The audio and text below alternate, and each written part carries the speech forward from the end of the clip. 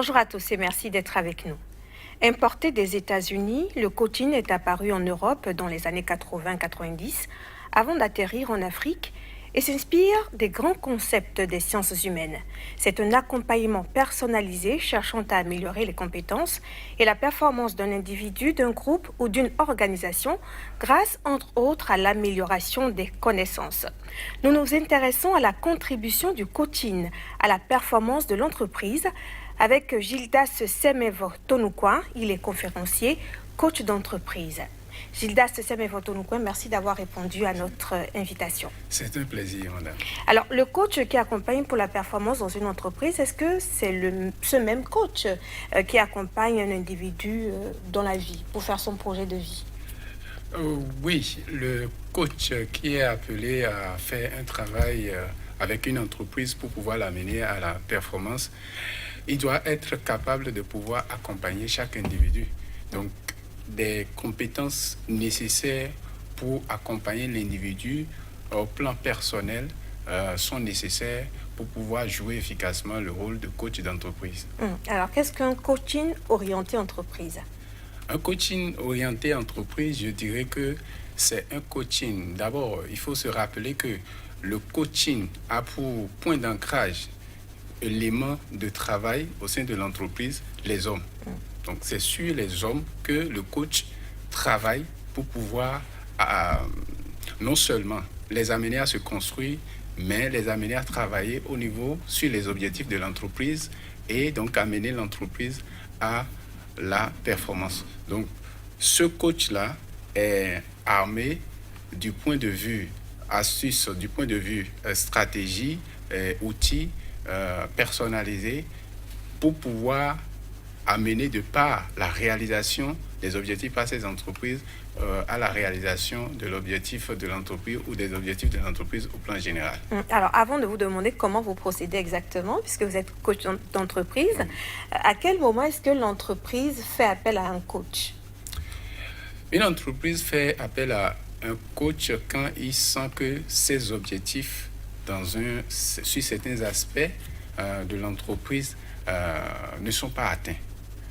Lorsqu'il sent par exemple qu'au niveau de ses collaborateurs, il y en a qui manquent de confiance, ou il y en a où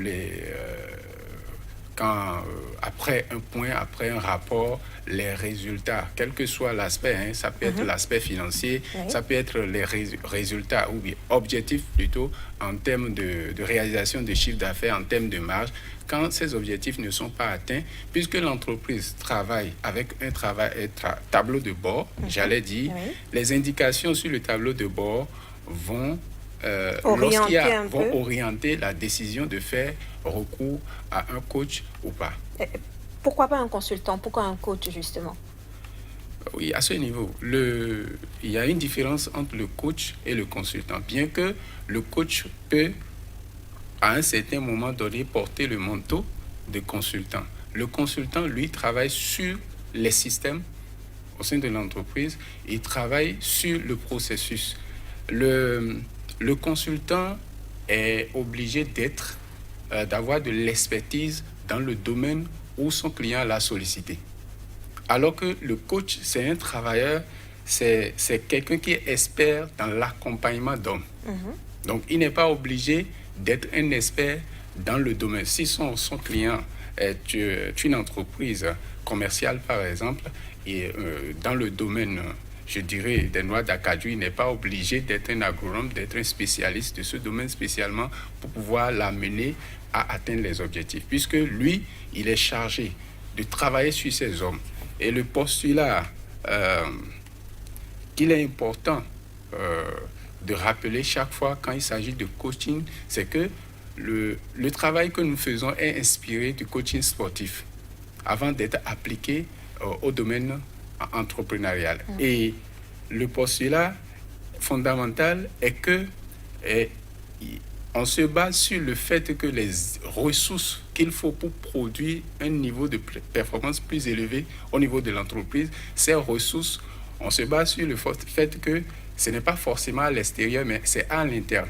Donc, le coach d'entreprise est appelé donc à travailler sur chaque individu, chaque collaborateur ou les chefs d'équipe ou même les managers à mobiliser ses ressources internes en vue de faire mieux. D'accord. Donc, le manager va faire appel à un coach d'entreprise quand il va sentir, quand il va voir que il y a peut-être un souci. Oui, Donc, le coach d'entreprise, on ne l'appelle que quand il y a problème. Il vient en fait pour guérir. Est-ce qu'on ne peut pas faire appel à un coach pour prévenir aussi? oui. Les deux sont possibles. Lorsqu'il y a un constat au niveau des indicateurs de performance qui ne vont pas, on peut faire appel à un coach. Mais aussi, ne dit-on pas généralement qu'il est mieux de prévenir que de guérir? Un entrepreneur qui sait, dont les objectifs sont clairs, il ne doit pas attendre à ce que les défis se présentent pour faire appel à un coach. Déjà, au niveau de la définition des objectifs stratégiques, au niveau du déploiement des actions, il y a un travail certainement qui est fait par cet entrepreneur au niveau de ses hommes, qui fait qu'il sait au niveau de chaque équipe ce qui peut manquer, ce que l'équipe là a comme avantage, a comme compétence, peut-être qui constitue des points forts, mais également, il sait également les points faibles. Et c'est par rapport à ces points faibles que pour prévenir, il peut déjà faire appel à un coach qui puisse les accompagner à travailler sur ces points faibles-là afin que les objectifs n'en souffrent pas dans l'avenir. Comment est-ce que vous faites le travail? Comment est-ce que le coach d'entreprise procède? Oui, le coach d'entreprise, avant toute chose, lorsqu'il est appelé, non seulement il doit s'entretenir avec le manager, poser un certain nombre de questions. Et les questions, c'est ce que nous faisons de mieux dans ce domaine-là. Quelles questions, par exemple? Ça dépend du défi que l'entreprise, le défi par rapport auquel une entreprise vous fait appel.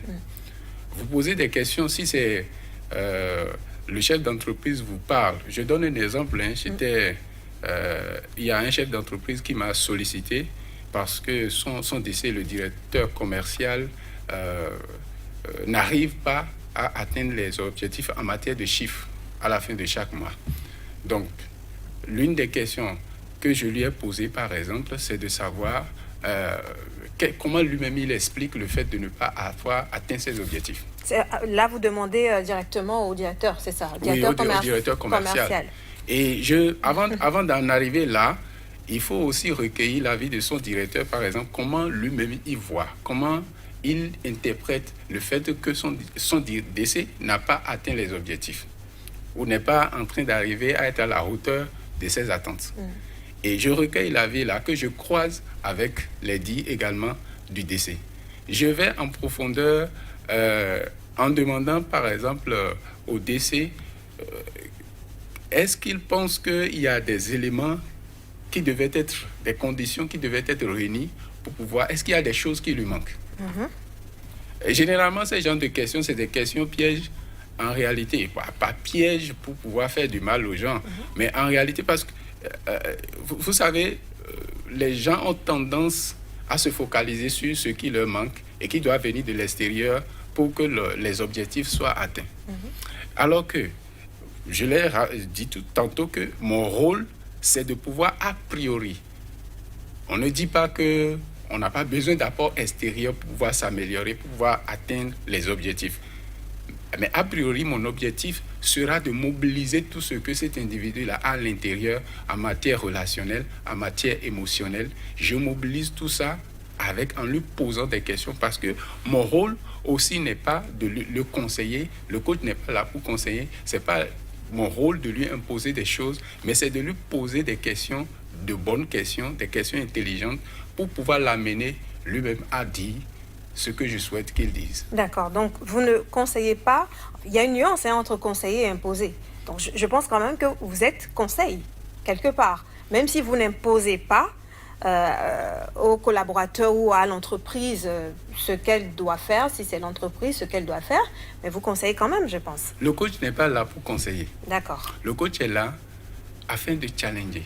Le psychologue, peut-être, est là pour conseiller. Mais le coach est là pour challenger.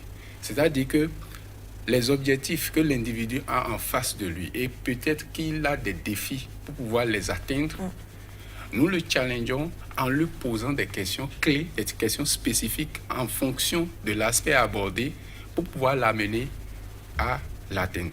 D'accord. Donc, comment procède le coach? Donc, ce sont des questions. Donc, il faut déjà poser un diagnostic. Oui. Et donc, poser des questions aux personnes que vous avez en face de vous, donc qui vous ont fait appel, ou aux concernés par un problème précis ou par un souci précis. Plutôt défi, par un défi précis qu'il faut relever. Oui. Et les questions que nous posons généralement, ce ne sont pas des questions réfléchies ou prévues d'avance. C'est en fonction de celui que nous avons en face et du défi que nous posons ces questions. Des fois, nous posons des questions, d'autres questions pour éclaircir, d'autres questions pour valider que c'est effectivement le défi. Donc, si je dois résumer la méthodologie, la procédure, oui, très vite, en moins d'1 minute. Premièrement, c'est de pouvoir amener l'individu à prendre conscience du défi, du degré d'aggravation de ces défis-là, des conséquences. Deuxième étape, l'amener à définir des actions et à rapidement passer à l'action. Et troisième chose, c'est de l'amener à aller à un niveau où, même quand je ne suis pas là, qu'il puisse relever les défis lui-même. Et ça vous amène à entrer dans l'intimité des coachés? Oui, dans la plupart des cas, quand nous sommes en train de travailler sur des objectifs professionnels, nous nous retrouvons en face des défis qui sont liés en fait à des défis personnels. C'est ce qui fait que je disais tantôt que le coach d'entreprise ne peut pas parvenir à ses fins, ça ne peut pas amener l'entreprise à la performance s'il n'a pas développé les compétences nécessaires pour accompagner aussi sur le plan privé. Ce qui fait que lorsqu'un des clients présente un défi personnel, je n'ai pas le choix. Je dois l'aider à décoincer, à trouver des solutions à ce défi-là, puisque l'une des choses que nous faisons, c'est d'amener les collaborateurs à faire le pont entre leurs objectifs personnels et leurs objectifs professionnels. Et donc, les deux sont liés. Oui. Voilà. Merci beaucoup, Gildas Semevo Tonukwa. La contribution du coaching à la performance de l'entreprise, c'est le thème que nous avons développé avec notre invité Gildas Semevo Tonukwa. Il est coach d'entreprise. Merci pour votre fidélité au programme de Sika TV et à très vite.